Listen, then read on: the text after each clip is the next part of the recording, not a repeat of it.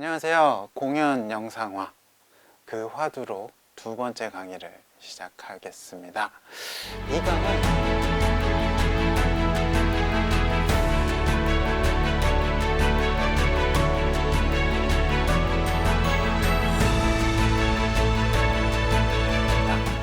이 강은 공연 영상화는 과연 공연인가라는 주제로 이야기를 나누겠는데요.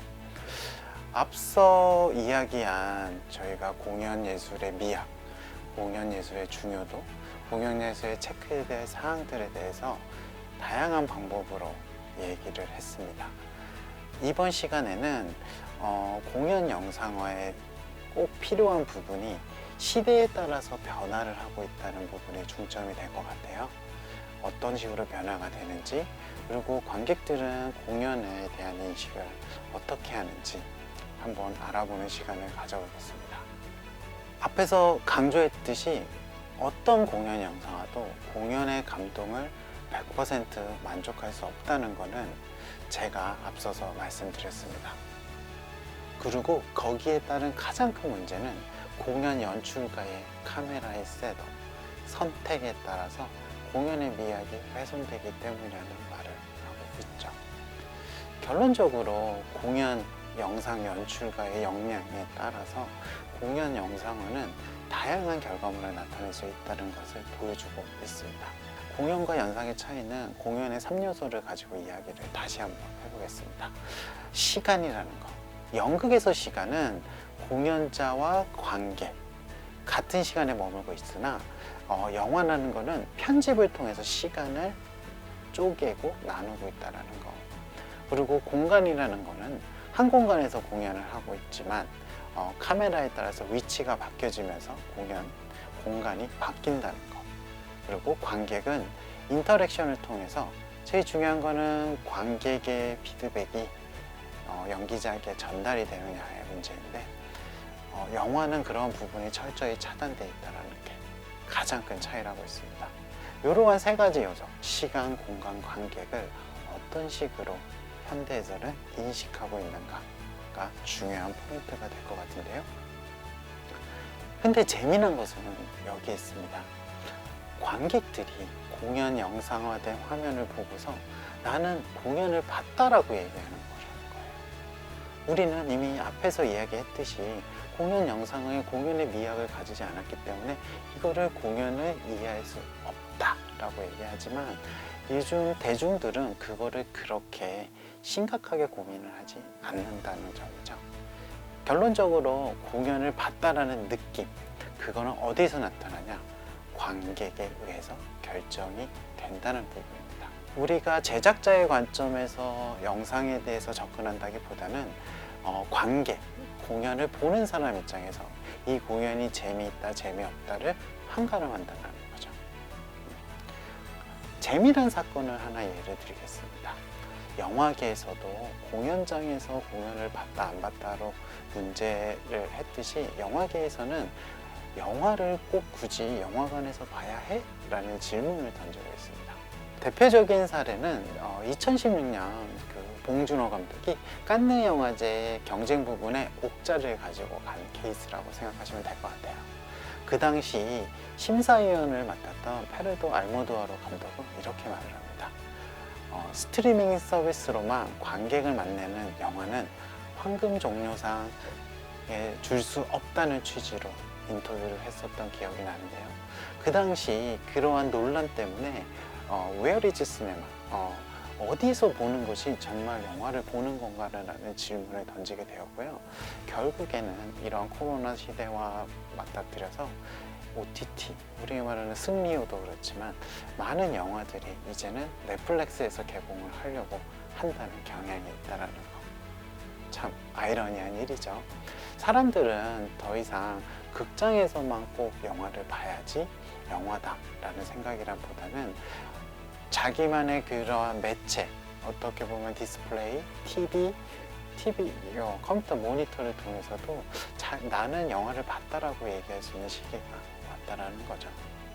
하지만 극장에서 보는 그 감동과의 좀 다른 체험이 있겠으나 그럼에도 불구하고 영화를 봤다라고 얘기하는 게 대부분이라는 사실입니다.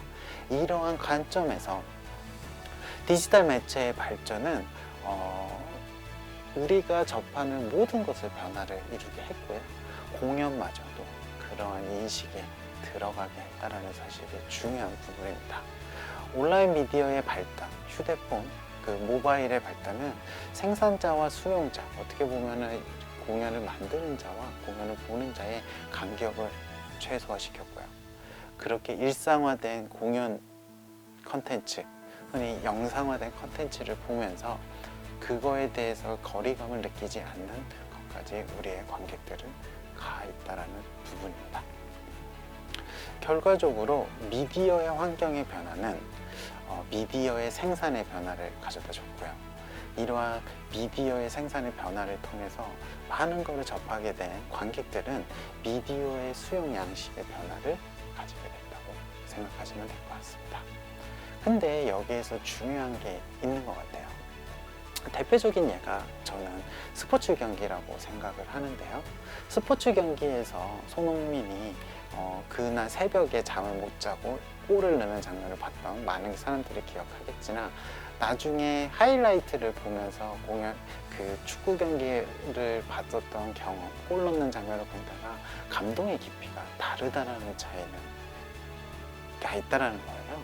결국에는 공연에서 가지는 라이브라는 것이 관객들에게 인지시키는 순간, 관객들은 비대면 혹은 그 라이브 스트리밍으로 공연을 보더라도 이것이 실시간으로 이루어져 있다.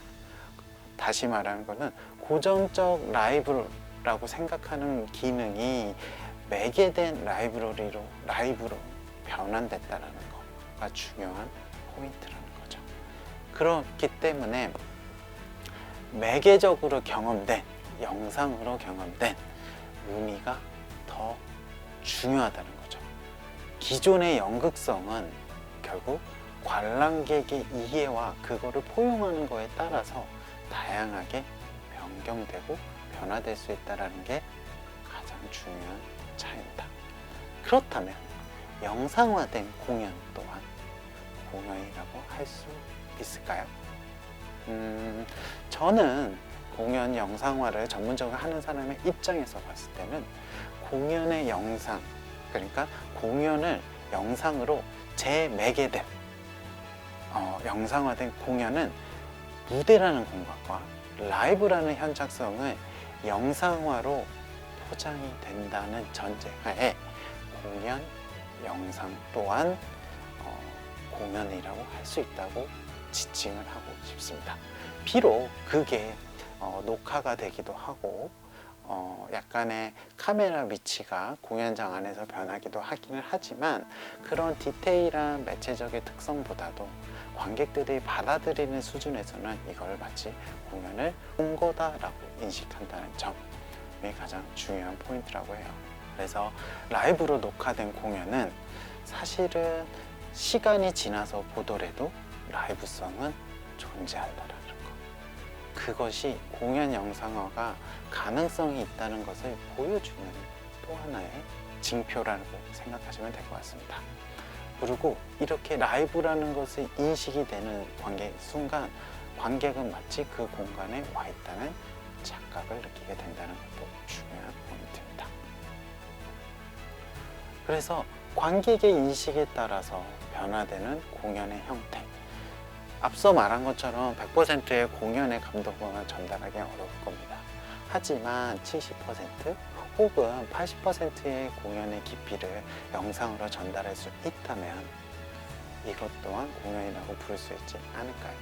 그리고 공연 영상화가 체계적으로 발전되고 공연 영상화를 집중적으로 투자를 한다면 다양한 새로운 대안적 미디어로도 가능성이 여기에서 열릴 수 있다고 생각하면 좋을 것 같습니다. 결국 중요한 건 공연 영상화라는 것은 공연 영상을 보는 사람들로 하여금 공연이라고 믿게끔 만드는 것이라는 게 중요한 포인트입니다. 앞서 이야기한 것처럼 5가지의 장치 같은 거를 이 공연이라는 걸 믿게 만드는 가장 큰 요소는 바로 시간성이라고 생각하시면 좋을 것 같고, 만약에 사전에 영상이 녹화되거나 편집이 된다라고 한다면 최대한 라이브성이라는 거를 느껴지게끔 드라마틱한 영상적 편집보다는 간단한 편집이지만 그 공연에 몰입할 수 있는 편집을 통해서, 흔히 영화에서는 보이지 않는 편집이라고 움직임이라든지 이런 것들이 자연스럽게 보이는 것처럼 공연 영상에서도 그런 식으로 한다면 이 공연 영상 또한도 공연이라고 느낄 수 있다는 거. 그래서 여기서 포커스는 공연에 몰입할 수 있는 앵글과 공연에 그거를 훼손하지 않는 선에서 다가가는, 그리고 그거와 차별화된 영상을 통해서 사실성을 극대화하는 것이 중요하다고 생각을 합니다. 근데 저희의 입장에서는, 창작자의 입장에서의 관점이 아닌 여기에서의 관점의 주된 포인트는 관객에 의한 관점이라는 것을 중요하게 생각해 주셨으면 좋겠습니다. 그래서 공연을 만드는 사람이라든지 영상을 기획하는 사람이면 관객의 입장에서 어떻게 해야지 공연을 효과적으로 재미있게 지루하지 않게 볼 수 있는가를 계획하는 것이 중요한 부분이라는 것을 다시 한번 강조드립니다. 그렇다면 어떻게 공연의 감동을 전달할 수 있을까? 제가 제안하는 솔루션은 바로 사전 조율이라는 겁니다. 공연 연출가 같은 경우는 미리 공연 영상 감독에게 내가 이러한 포인트로서 음악을 만들었다, 발레를 만들었다, 무용을 만들었다라든지 그런 설명이 필요한 부분이고요. 공연 영상 연출가는 미리 공연 연출가에게 찾아가서 이런 부분을 토의하고 상의하고 영상화를 이런 방향으로 하면 어떨지 서로 토의하고 샘플을 보면서 서로의 간극을 좀 줄일 때 좋은 영상화가 된다는 사실을 참고하셨으면 좋겠습니다. 공연 영상화는 창작자의 입장도 중요하지만 영상화의 관점에서는 관객의 입장이 가장 중요하다고 생각하는 게 가장 중요한 포인트가 아닐까라고 생각을 합니다.